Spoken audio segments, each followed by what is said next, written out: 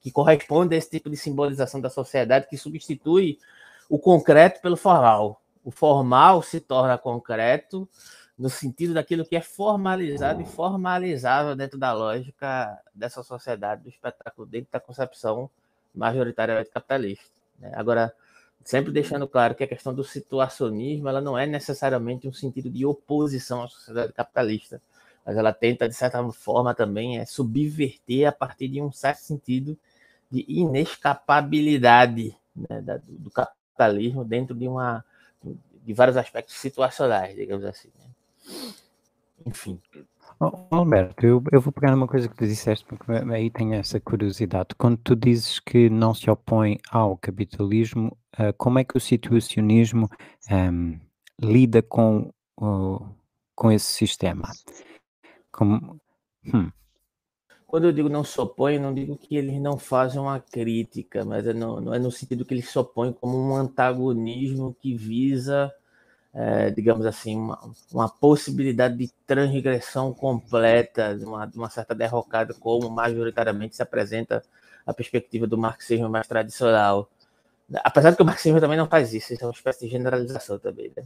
Nem Marx propõe essa questão, ele propõe uma série de concepções analíticas que podem implodir mediante determinadas estratégias essa espécie de plataforma que é o capitalismo. Mas o situacionismo ele meio que exacerba isso a partir de um sentido mais, digamos assim, localizado a partir das próprias ações, inclusive ações cotidianas, que está ligado ao movimento surrealista, através da arte, a partir, inclusive, de um certo sentido que eu acho que é um elemento de chave de leitura interessante, que é uma espécie de psicogeografia, né, que é a localização das urbanidades, da própria perspectiva sociológica, que diagnostica as divergências sociais como uma espécie de saber místico que se sobrepõe ao sentido social a partir da própria noção de divisão de classes. Né?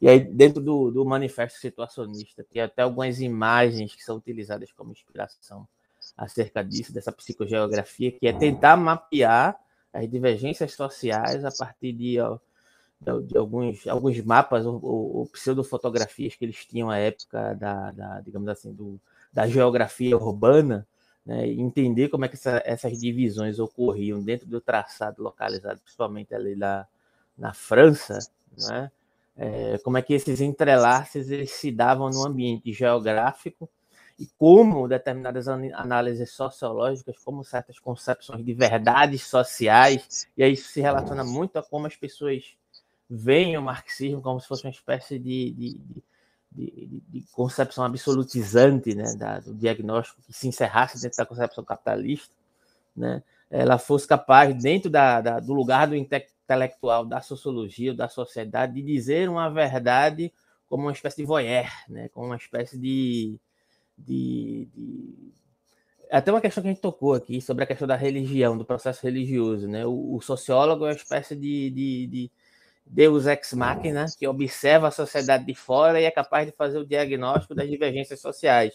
Então, meio que o situacionismo faz uma paródia dessa questão também. Essa é a questão, né? No sentido de dizer que não é uma mera oposição, como um sentido de negação, que eles vislumbram também implodir esse lugar do diagnóstico, aquele que faz o diagnóstico da sociedade, mas tentando denotar certas reverberações específicas que são situacionais a partir de ações mais diretas que possam operar, inclusive, em certos ímpetos de sabotagem desse âmbito geográfico que é pré-determinado pelo diagnóstico, né, do intelectual que diagnostica a sociedade, digamos assim. Né?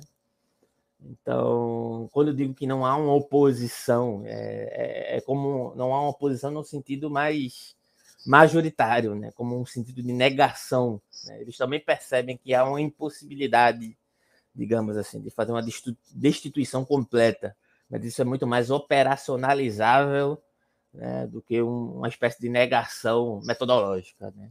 É nesse sentido que eu queria dizer. Olha, eu estava aí a tentar escrever. Fred, venha, câmbio.